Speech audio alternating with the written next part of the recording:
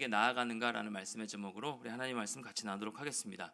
지난주인가요? 이제 이기양 목사님과 물론 이제 이기양 목사님 얘기를 꺼내는 거는 미리 이제 놀랄 수 있으니까 우리 그 목사님의 성향상 놀랄 수 있으니까 미리 제가 언급을 했습니다. 이렇게 언급하겠다, 얘기하겠다 한 것을 여러분 감안하고 들으시면 되겠습니다. 지난주 이기양 목사님과 이렇게 대화를 하는데요. 우리 교회 목사님들, 담임 목사님 포함해서 우리 교회 목사님들은 설교 스타일이 다 다르다는 얘기를 하는 겁니다. 담임 목사님은 인자한 미소, 뭐 모습 자체가 인자하고 그러지 않습니까? 아부하는 건 아니고요. 인자한 미소로 따뜻하게 이렇게 끌어안는 이런 스타일로 이제 말씀을 전하시고, 또 본인은 이기양 목사님 본인은 차근차근 하나하나 설명하면서 이렇게 풀어 나가는 스타일이라고 하면서 이제 저를 빗대 이제 설명하기를, 목사님은 뭔가 막 불을 지핀대요. 저한테는 불을 지피고 막 진취적이고 도전을 주고 뭐 그런 스타일이래요. 뭐야? 아니 저는 나름대로 위로를 주고 뭔가 따뜻한 메시지를 전한다고 제가 전했는데, 듣는 입장에서는 그게 아니구나. 그러면서 또 엘리베이터에서 한 성도님을 뵀는데요. 이렇게 말씀하시는 거예요. 뜬금없이. 목사님 뭔가 뭐 매일 주함께도 그렇고 말씀을 들으면 뭔가 파이팅 해야 될 것 같아요.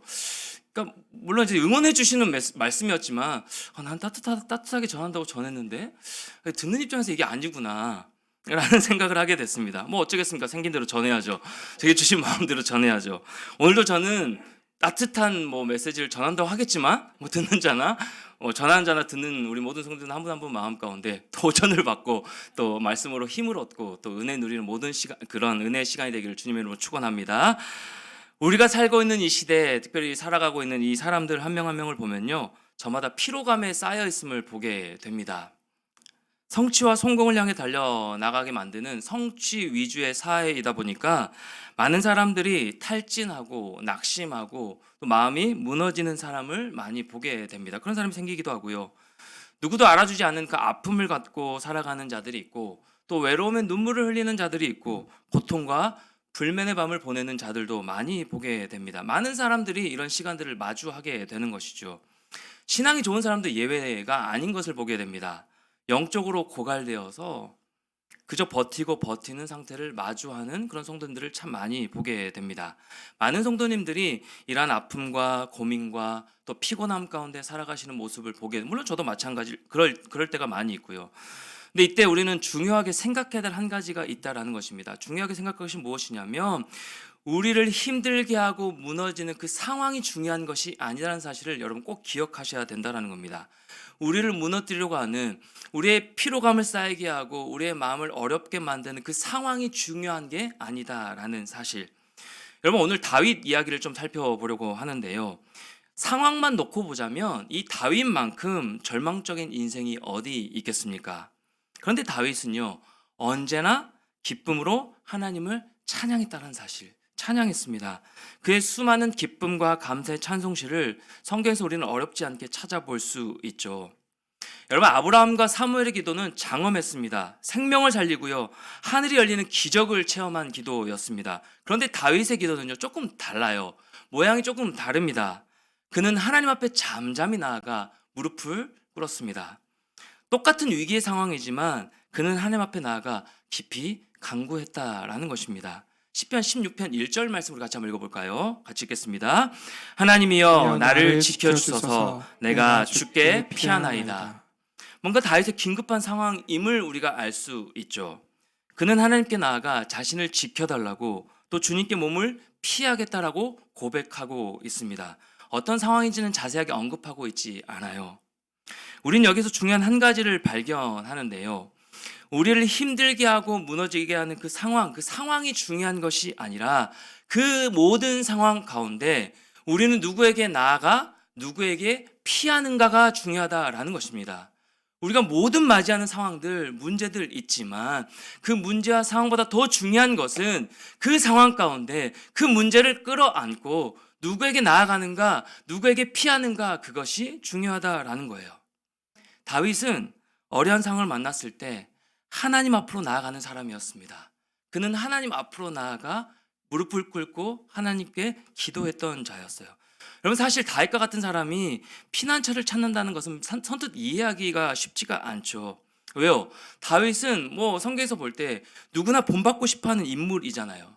그런데 성경에서 우리가 읽어보면 다윗을 절대 영웅시하면서 써놓고 있지 않습니다. 묘사하고 있지 않습니다. 그저 우리와 성정이 같은 사람, 우리와 똑같이 고통과 아픔을 느끼면서 우리 예수 그리스도도 그러셨죠. 그때마다 낙심하고 좌절하고 눈물 흘리는 지극히 평범한 인간으로 다윗을 묘사하고 있습니다. 그의 어린 시절이 특별히 더 그랬죠. 사무엘이 차기 왕을 찾아 이제 이세의 집에 방문했습니다. 아버지 이세의 집에 방문했습니다. 첫째 아들부터 일곱째 아들까지 다 살펴봤죠. 그런데 하나님은 그들이 아니라고 말씀하시죠. 그렇죠? 그러자 사무엘이 이세에게 물어요. 이 아들이 전부입니까? 이 아들들이 전부입니까? 그때 이 아버지 이세의 대답이 무엇이죠? 막내가 있는데 저 들에 나아가 양을 치고 있습니다. 여기서 막내가 있는데에서 이 막내의 의미가 무엇이냐면 찌꺼기라는 의미입니다. 비속어예요. 막내, 꼬마, 뭐 보잘것없는 사람이라는 의미를 담고 있습니다. 여러분 이처럼 다윗은 아버지와 형들에게조차 존재감이 별로 없었던 사람이었습니다. 어린 시절뿐만이 아니죠. 다윗은 이스라엘 왕 사울의 사위가 되었지만 기 한 번 제대로 펴지 못한 채 늘 장인의 칼날이 두려워서 피했던 자였습니다. 급기야는 어디까지 도망갔죠? 적국인 블레셋에게까지 도망가서 어떻게든 살아보겠다라고 미친 척 했던 자가 바로 다윗입니다. 아내 미갈에게도 인정받지 못했어요. 비운의 남편이던 이 다윗은 우리가 생각하던 완벽한 인물이 아니었습니다. 그는 상처투성이었고요. 눈물과 좌절이 넘쳤던 사람이었습니다. 우리가 다를 바가 없죠. 이런 다윗이 골리앗을 무너뜨리고 장수가 되었습니다. 그리고 이제 이스라엘에 기름 부으심 받은 왕이 되었습니다. 이제 수많은 사람의 사랑과 존경과 박수를 받게 된 왕이 되었습니다. 그럼에도 불구하고 그의 삶이 평탄해진 것이 아니었습니다. 언제나 죽음 위기에 놓여 있었죠. 누구에게 쫓겼습니까? 사울에게 쫓겼죠. 또 아들 압살롬에게까지 쫓겨 도망 다녀야 했습니다. 한 나라의 왕, 수많은 사람의 추앙을 받은 왕도 이런 위기와 풍파를 만났는데 여러분 인생에 위기가 없는 사람이 어디 있겠습니까? 그런데 우리는요 이 다윗에게서 위대한 한 가지를 발견할 수 있는데요. 그것이 무엇이라고요? 이 모든 아픔을 가지고 누구에게 피하였다라고요? 누구에게 나아갔다라고요? 하나님께 나아갔다라는 것입니다. 그러자 하나님은 하늘 문을 여시고 평강을 다윗에게 주셨고요. 뿐만 아니라 그의 마음을 즐거움으로 충만하게 해주셨습니다. 상황이 바뀐 것이 아니었어요. 근데 하나님이 주신 즐거움과 하나님이 주신 평강으로 온전하게 회복된 것이죠.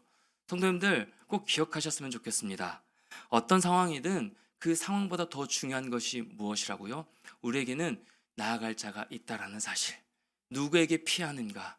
그 상황을 바라보면서 그 상황을 끌어안고 우리의 아픔을 끌어안고 우리의 눈물 지을 수밖에 없는 그 문제들을 끌어안고 누구에게 피하는가가 중요하다라는 것입니다. 다윗은요 하나님 앞으로 나아갔습니다. 하나님 앞에 나아가서 기도했는데요. 어떻게 기도했을까요? 16편은 크게 세 가지의 다윗의 고백으로 나눌 수가 있는데 우리 8절까지만으로 한 두 가지 정도로만 살펴보도록 하겠습니다. 다윗의 기도, 다윗의 고백인데요. 첫째, 다윗은요. 여호와여 당신이 내 삶의 주인이십니다 라고 고백했습니다. 같이 한번 읽어볼까요? 시작. 여호와여 당신이 내 삶의 주인이십니다. 시편 16편 2절 말씀. 내가 여호와께 아뢰되 주는 나의 주님이시오니 주밖에는 나의 복이 없다 하였나이다. 여기서 나의 주님을 뜻하는 히브리어 단어가 여러분 잘 아시는 아도나이입니다. 내 인생의 주인이라는 뜻이죠. 여러분 다윗이 누굽니까? 왕입니다. 다윗은 왕이에요. 당시 왕은 그야말로 신적인 존재였습니다. 나라의 모든 것이 자기 소유라 해도 이상하지 않았는데 다윗은요 스스로 신이 되지 않았습니다. 하나님이 자기 인생의 주인이심을 분명하게 알고 고백하고 있는 것이죠. 이어서 다윗은 무엇이라고 고백합니까? 2절 말씀에서 주밖에는 나의 복이 없다 하였나이다. 주님이 나의 복입니다. 주님 외에는 나의 복이 없습니다 라고 고백하고 있습니다. 여러분, 사람들은 대체적으로 복이라고 하면, 복을 누린다라고 하면 무엇을 떠올리죠? 대부분 외적인 것을 떠올리죠. 그렇다면 왕이었던 이 다윗에게도 외적인 복이 필요했을 겁니다. 뭐 군사력이라던가 뭐 재물이라던가 안정된 통치력 등등 필요했을 겁니다. 그런데 다윗이 말한 복은 주님밖에 나의 복이 아닙니다 라고 말한 이 복은요, 그런 것이 아니었습니다. 다윗이 말한 복은 하나님과 영적인 교제, 즉 친밀한 관계였습니다. 하나님과 관계만이 나의 유일한 복입니다라고 고백했던 것이죠. 때로는요, 주님의 마음을 아프게 할 때가 참 많이 있었습니다. 또 무너질 때도 있었던 다윗이었지만, 부족함 투성이었던 다윗이었지만, 하나님을 찾고요, 하나님을 사랑하고요, 주님만이 전부라고 고백하는 다윗을 바라보면서 하나님은 감격하셨습니다. 그래서 다윗을 향해 뭐라고 말씀하시죠? 내 마음에 합한 자다, 내 마음에 맞는 사람이라고 말씀해 주신 것이죠. 사랑하는 성도 여러분, 하나님 앞에 섰을 때, 또 하나님은 우리의 삶을 바라보실 때 여러분은 어떻게 말씀해 주시길 원하십니까? 다윗처럼 너는 진짜 내 마음에 합한 자야, 내가 진짜 믿는 자야, 믿고 나의 사역을 함께할 동역자야 라고 말씀해 주기를 원하지 않으십니까? 넌 참 네 멋대로야, 왜 나를 원망만 하니, 왜 나 필요할 때만 찾니? 저에게 요즘 그렇게 말씀하시는 것 같아요. 이 친구를 내가 너에게 다 줬는데, 내가 어렸을 때부터 너가 원하는 걸 다 해줬는데 너는 왜 나를 필요할 때만 찾니? 너는 왜 나에게 이게 친밀한 관계가 너의 복이라고 고백하지 못하니? 저는 그렇게 말씀하시는 것 같아요. 책망하시면서. 성도는 어떤 말씀을 듣고 싶으십니까?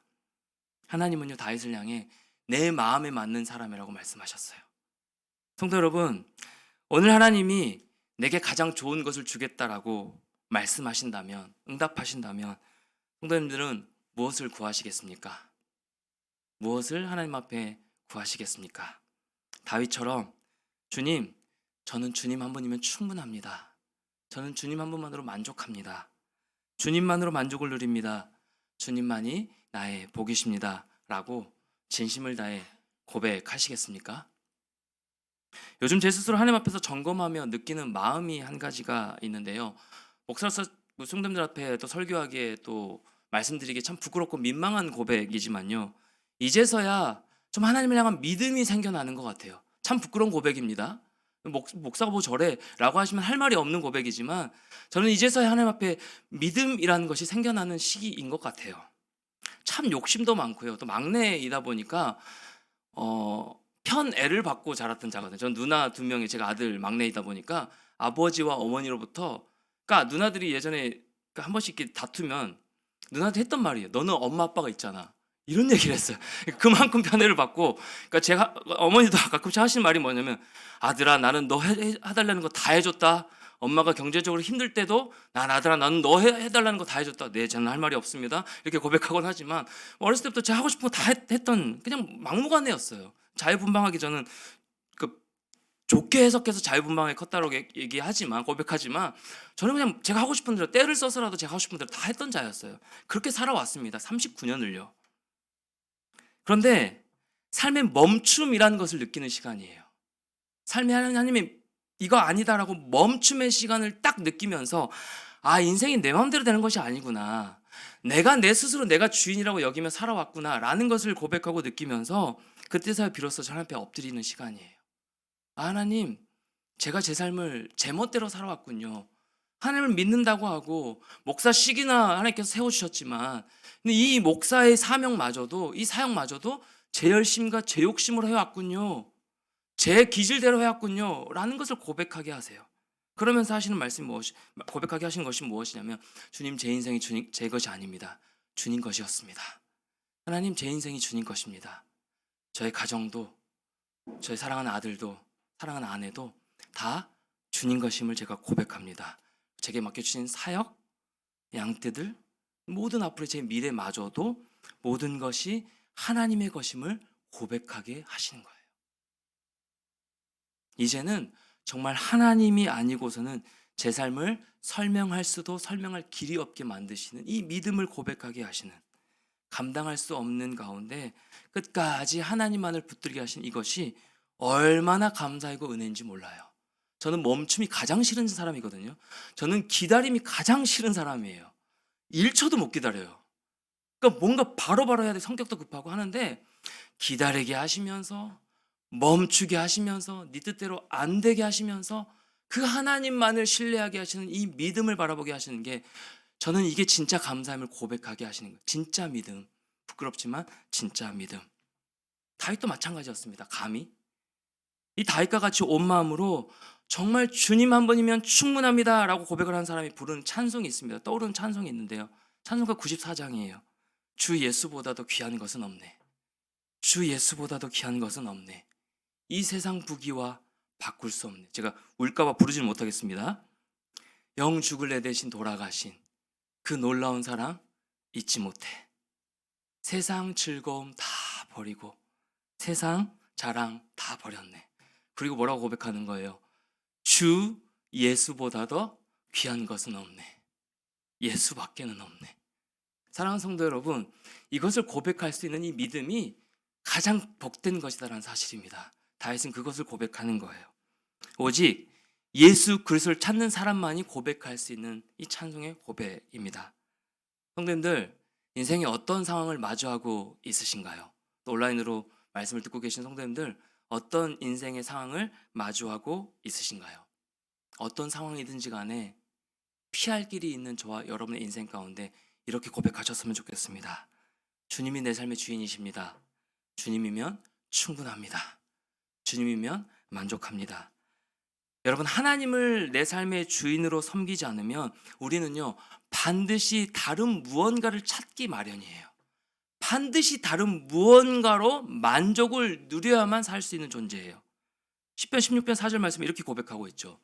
다른 신에게 예물을 드리는 자는 괴로움이 더할 것이라. 나는 그들이 드리는 피의 전제를 드리지 아니하며 내 입술로 그 이름도 부르지 아니하리로다. 다윗의 고백인데 앞에 뭐라고 고백하고 있습니까? 왜 다른 신에게 예물을 드릴까요? 성도 여러분, 왜 다른 신에게 예물을 드릴까요? 좀 더 복을 받기 위해서입니다. 좀 더 내가 원하는 대로 평탄한 복을 받기 위해서 다른 신에게 예물을 드리는 겁니다. 하나님 보이지 않으시기 때문에 내가 원하는 행복을 추구하기 위해 신을 만들어가는 것이죠. 여러분, 누가 이런 일을 한다고요? 내가 인생의 주인 되는 사람, 내가 내 계획대로 내 생각대로 살아가야 되는 사람, 그것이 펼쳐져야 되는 내가 주인인 사람이 이런 고백을 한, 이런 예물을 드린다고, 신을 만들어간다고요. 내 인생은 내가 추구해야 된다고, 내 생각대로, 제가 그랬던 것처럼 내 생각대로 돼야 된다고, 내가 원하는 대로 돼야 된다고 아등바등하는 것이죠. 참 힘겨운 삶 아닙니까?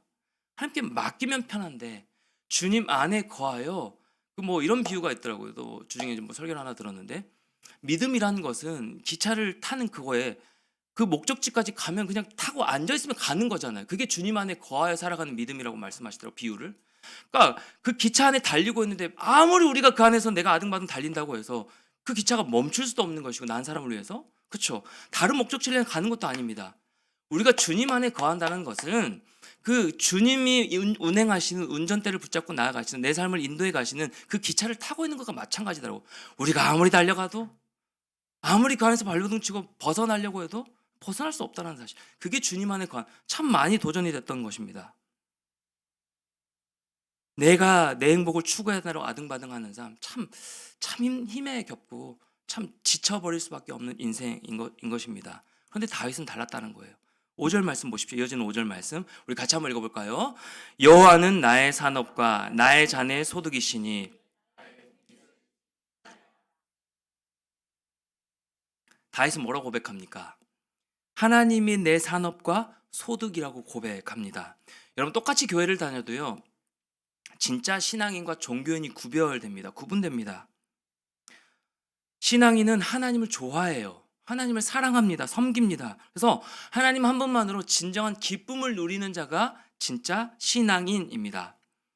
이런 사람은 하나님과 함께하는 것만으로 행복을 누려요. 이게 신앙인입니다. 그런데 종교인은요, 교회를 다니면서 하나님을 통해서 무엇을 얻을까만을 생각해요. 그러니까 하나님을 통해서 무엇을 얻어야 되기 때문에 기도를 도구로 사용하는 겁니다. 기도는 교제인데, 기도는 하나님의 뜻을 듣는 시간인데, 내가 하나님 통해서 무엇인가를 얻어야 되기 때문에 그것을 도구로 기도로 삼는 것입니다.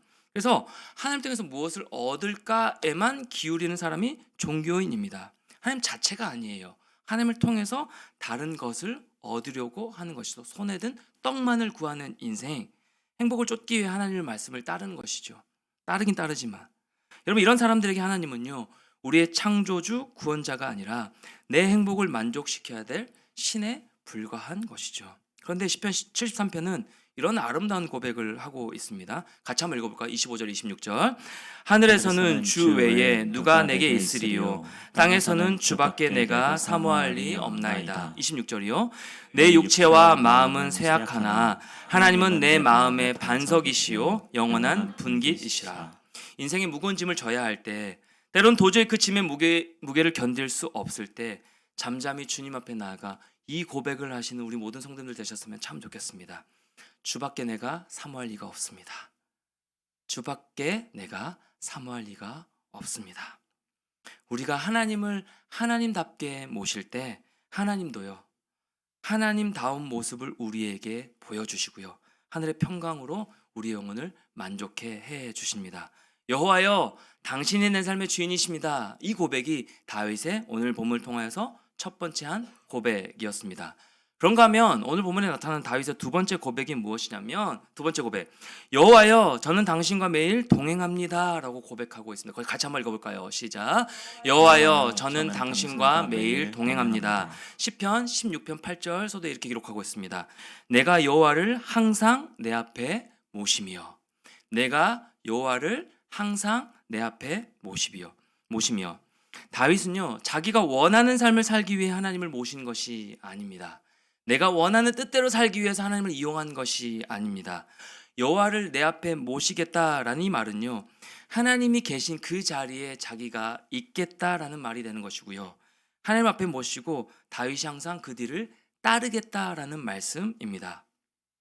다윗이 전쟁을 치러야 할 때마다 했던 기도가 있죠. 그는 하나님께 늘 먼저 물었습니다. 하나님, 지금 나아갈까요?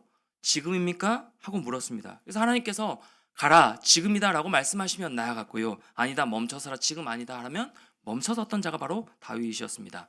여러분, 다윗은요, 전쟁에 있어서 너무너무 중요한 세 가지, 첫 번째, 전쟁을 일으키는 시간, 그리고 전쟁을 일으킬 장소, 그리고 군사들이 한 마음으로 일어나는 이 세 가지 중요한 것보다 전쟁 너무너무 목숨이 앞다가는 그 중요한 상황 가운데서도 하나님의 뜻, 하나님의 마음을 먼저 물어보는 것이 가장 중요했던 자가 바로 이 다윗이에요.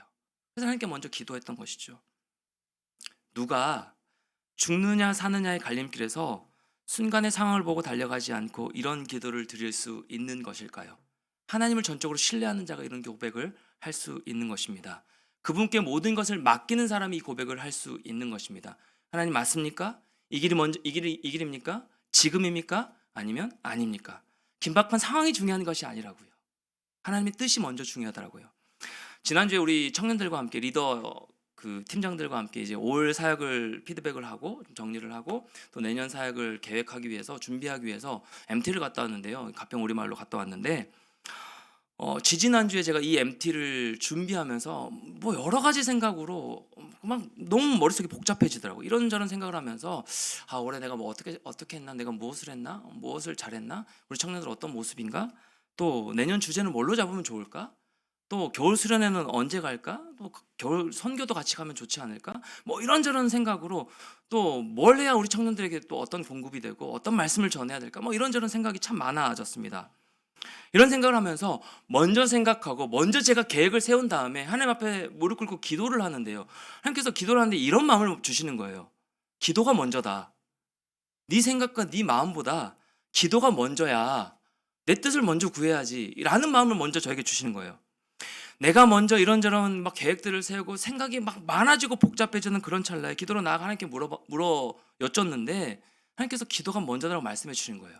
답은 기도다. 그 이후에 저에게 또 하나의 깨달음을 주시는 시간이었어요. 사랑하는 성도 여러분, 무조건 기도가 먼저입니다. 무조건 우리의 생각과 우리의 마음과 우리가 앞서는 그 무엇보다, 우리의 생각보다 여러분 기도가 먼저 되어져야 되는 거예요. 하나님과 매일 동행하며 하나님을 전적으로 신뢰하는 자는요, 먼저 기도하는 자입니다. 먼저 하나님의 뜻을 묻는 자가 바로 하나님과 매일 동행하며 전적으로 하나님만을 신뢰하는 자예요. 다윗은요, 위기의 상황 가운데서도 하나님의 뜻을 먼저 물었습니다. 먼저 물었던 자입니다. 이런 다윗의 모습을 잘 보여주는 구절 하나, 시편 23편 4절 말씀 제가 읽겠습니다. 내가 사망의 음침한 골짜기로 다닐지라도 해를 두려워하지 않을 것은 주께서 나와 함께 하심이라. 주의 지팡이와 막대기가 나를 안위하시나이다. 아멘. 그런데 이런 다윗도 늘 하나님을 늘 앞에 모셨던 자가 아니죠. 그 역시 하나님 보이지 않는 것처럼 여기 그렇게 생각하면서 무너진 적이 있습니다. 바세바를 범한 사건도 그렇고. 그 이후 다윗은 어떻게 했습니까? 회개로 눈물로 침상을 적셨죠. 회개 눈물로. 그리고 발견했습니다. 아, 내가 죄를 짓는 그 순간에도, 내가 하나님 앞에 죄를 짓고 있는 그 상황 가운데서도 하나님이 보이지 않는 것처럼, 하나님이 안 계신 것처럼 여겨졌지만 사실은 그게 아니었다는 것을 깨닫게 된 거예요. 그 상황에서조차도 하나님은 여전히 다윗과 함께 하셨고, 여전히 다윗을 지켜보고 계셨고, 다윗의 손을 붙들고 계셨다는 사실, 그것을 깨달은 겁니다. 이 사실을 깨닫고 다윗은 이렇게 고백하는 거예요. 방금 읽었던 8절 말씀. 내가 여호와를 항상 내 앞에 모시며 그가 나의 오른쪽에 계심으로 내가 흔들리지 아니하리로다. 그가 나의 오른쪽에 계심으로 내가 흔들리지 아니하리로다. 그분이 내 곁에 늘 계심으로 내가 흔들리지 않습니다. 성도님들, 이 말이 얼마나 위로가 됐는지 몰라요. 우린 다 흔들리잖아요. 우리 삶은 늘 흔들리잖아요. 상황에 마음이 무너지고, 관계에 마음이 무너지고, 내 뜻대로 펼쳐지지 않는 모든 것들 가운데 또 이 기도 제목은 왜 이렇게 또 응답이 빨리 이렇게 되지 않고 더디됩니까? 지금 당장 들어주셔도 시원찮을 판에 왜 이렇게 더디됩니까? 왜 이렇게 하나님의 기다림은 너무 더딘 것 같습니까? 왜 이렇게 하나님의 일하심은 보이지가 않습니까? 마음이 무너질 때가 많이 있잖아요. 흔들립니다. 그러나 흔들리지 않으시는 변함없으신 신실하신 하나님이요, 내 오른손을 붙들고 계시기 때문에, 나와 늘 함께하고 계시기 때문에 상황은 여전히 변함이 없지만, 상황이 여전히 우리의 마음을 흔들릴 수밖에 없는 모습이지만 우리가 흔들리지 않을 수 있다라는 사실입니다. 왜요? 하나님이 흔들리지 않으시는 분이시기 때문에 이렇게 껴안고 계시는 것이죠. 그 안에서 우리가 발버둥을 쳐봤자, 제가 아들을 이렇게 꽉 껴안고, 이제 아직 5살이니까 좀 무겁긴 하지만 들을 수는 있어요. 제가 꽉 안으면 제가 발버둥 치지 못해요. 꽉 껴안고 있으면 막 이렇게 벗어나려고 하지만 벗어날 수가 없죠. 그런 것처럼 하나님이 우리를 꽉 붙들고 있기 때문에 내 삶은 요동쳐요. 흔들려요. 무너져요. 마음이 참 버겁고 쉽지가 않습니다. 버티기가 참 쉽지 않은 나날들을 보낼 수밖에 없지만 주님께서 우리의 마음을 붙들고 계시기 때문에, 그 하나님이 요동치 않으시는 분이시기 때문에 내가 흔들리지 않는다라고요. 내가 흔들리지 않는다라고요. 이 고백을 하는 저와 우리 모든 성도님들 되셨으면 참 좋겠습니다. 사랑하는 성도 여러분, 흔들리지 않고 하나님과 매일 동행하는 비결 하나 알려드릴까요? 그것은 뻔한 답이지만 매일 말씀으로 살아내는 겁니다. 말씀을 기준 삼아 살아내는 겁니다. 매일매일 말씀을 듣고 하나님 뭐라고 말씀하신지 듣는 겁니다. 그러니까 매일 말씀이 너무 중요해요. 매일 말씀 묵상하는 것이 너무너무 중요합니다. 나는 어제 했는데, 나는 주일에 목사님 말씀 잘 들었으니까. 아니에요. 오늘 필요한 말씀을 공급받아야 되는 거예요. 그래야 우리가 살아요. 그래야 하나님과 동행하는 거예요. 시편 16편 7절 말씀. 나를 훈계하신 여호와를 송축할지라 밤마다 내 양심이 나를 교훈하도다. 그럼 다윗의 고백인데, 다윗은 왕이라니까요. 왕이 훈계를 들을 위치에 있나요? 근데 다윗은 알았어요. 자기 위치를 알았습니다. 하나님을 그분의 위치에 세우고 자기 위치에서 이렇게 고백하는 겁니다. 하나님, 뭐든지 말씀하십시오. 주의 종이 듣겠습니다.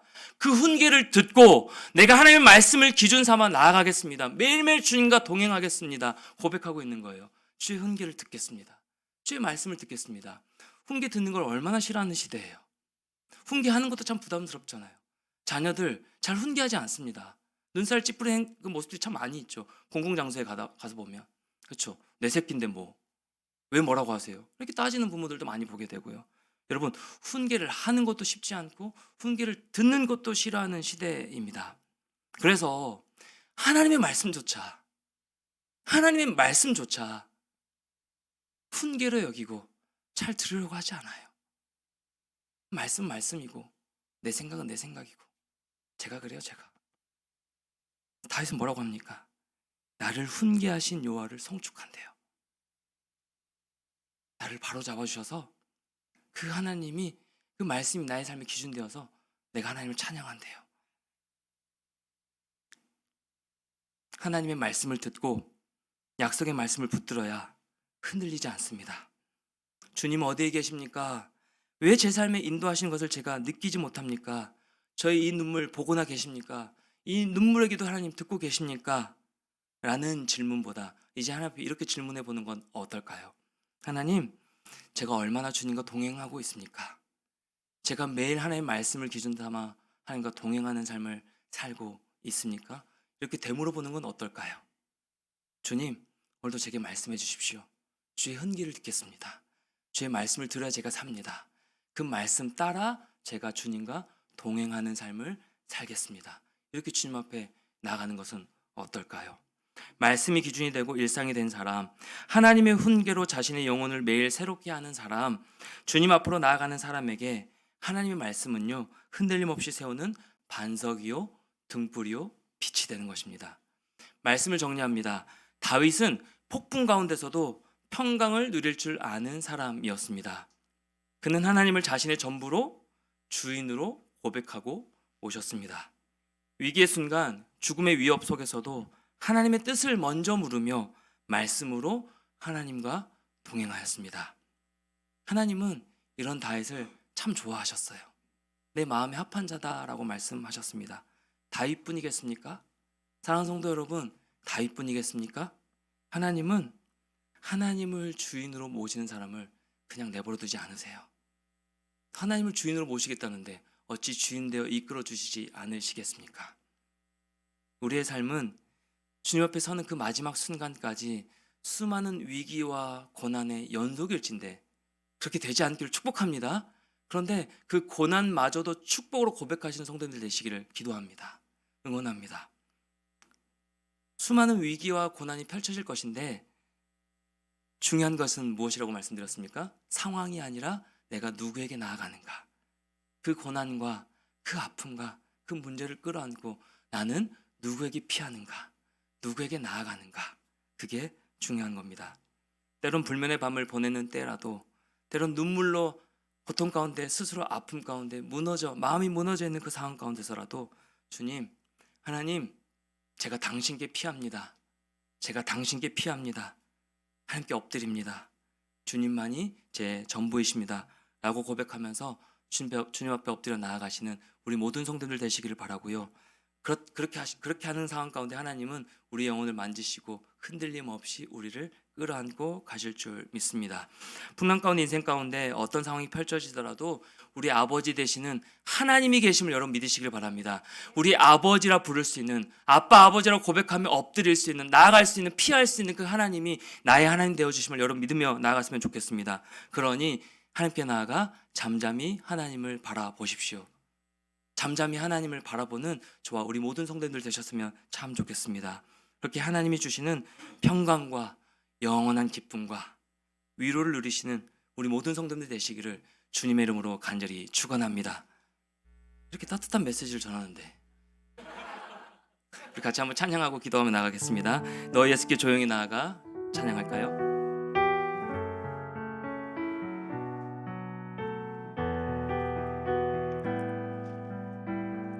너 예수께 조용히 나아가 찬양합니다.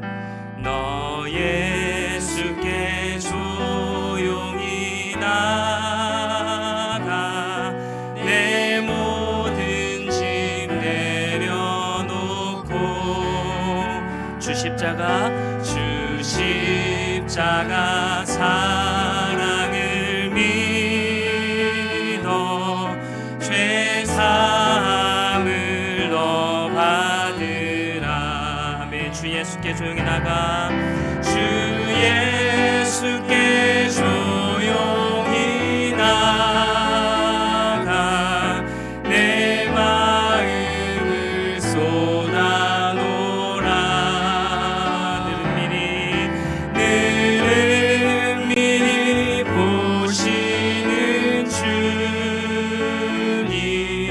그 은혜를 베푸시리. 주 예수의 은혜를 입어 주 예수의 은혜를 입어 내 슬픔이 없어지니 내 이웃을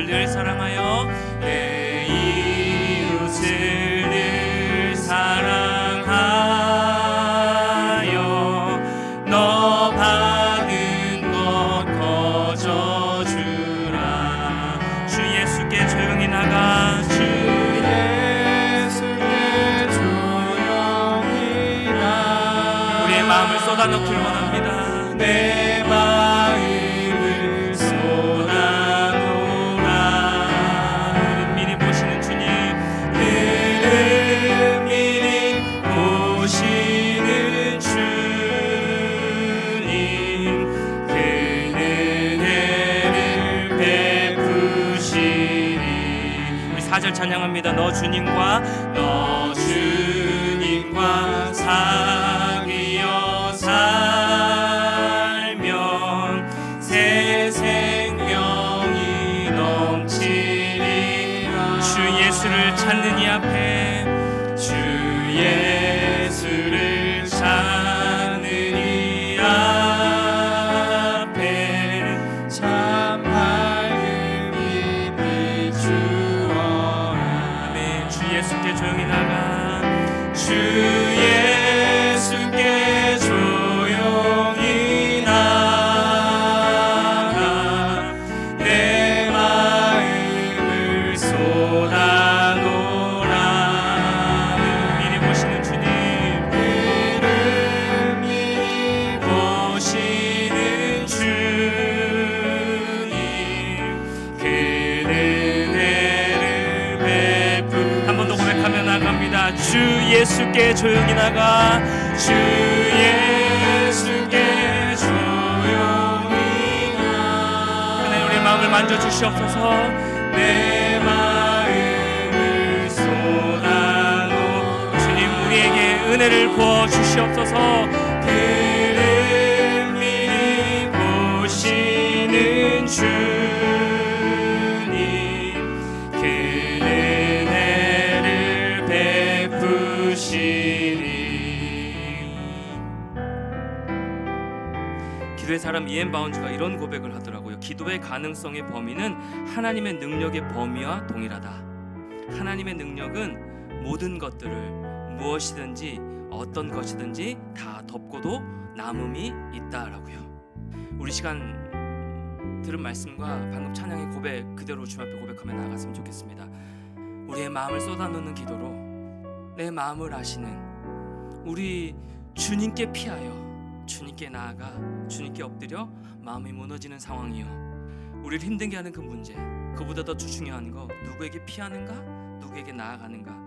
우리 하나님 아버지가 계심에 감사하면서 나아갈 예수 그리스도 있음을 우리가 바라보면서 주님 나를 지켜주시옵소서. 내가 주께 피합니다. 내 모든 마음을 주님 앞에 토로하며 쏟아놓으며 주님의 은혜를 구하는 기도를 다 같이 한번 기도하며 엎드리며 나가도록 하겠습니다. 기도하겠습니다. 하나님 감사합니다. 주님 감사합니다. 우리가 상황 가운데 무너질 때가 참 많이 있습니다. 흔들리는 상황들로 말미암아, 내 눈앞에 펼쳐진 흔들리는 문제들로 말미암아, 힘든 관계들로 말미암아, 여러 가지 상황들로 말미암아 우리의 마음이 무너질 때가 참 많이 있음을 고백하며 나아갑니다.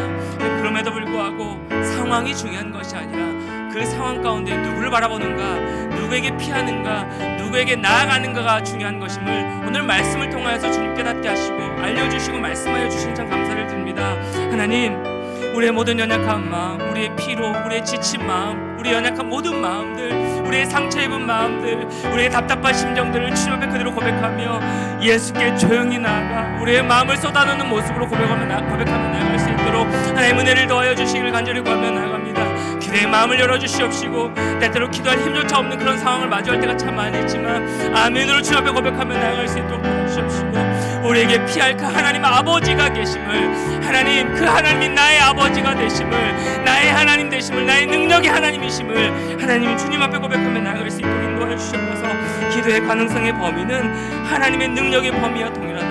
하나님의 능력을 한계 짓지 않도록 도와주시옵시고 우리 스스로 제한하지 않도록 도와주시옵시고 우리의 모든 필요와 상황을 아시는 그 주님 앞에 엎드려 주님께 피하여 주님, 제 인생에 주님이 전부입니다. 주님밖에 없습니다. 주님으로 만족합니다. 이 고백으로 하나님의 은혜를 구하며 나아갈 수 있는 우리 모든 성도들 될 수 있도록 인도하여 주시옵소서. 저마다 하나님 아버지 피로감에 쌓여있고 지쳐있고 어떻게 나아갈 방향을 알지 못하고 방황하고 있고 눌러앉아 있고 지쳐있고 고갈되어 있고 연약함 가운데 있음을 주님 고백하며 나아갑니다. 하나님, 한 영혼이라도 모든 것이 다 평탄한 채 모든 아무런 문제없는 인생이 없는 것을 주님 고백하게 됩니다. 하나님 아버지 그 상황 가운데 그 시간 가운데 우리 하나님께 피하기를 원합니다.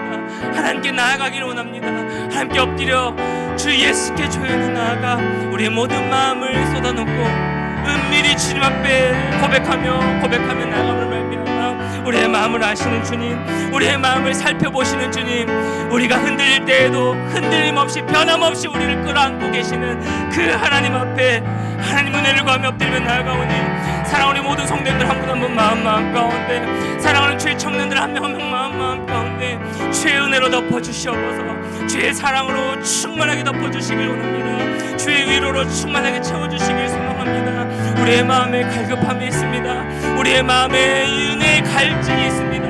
하나님, 그럼에도 불구하고 아버지 하나님, 기갈 힘이 없어서 에너지가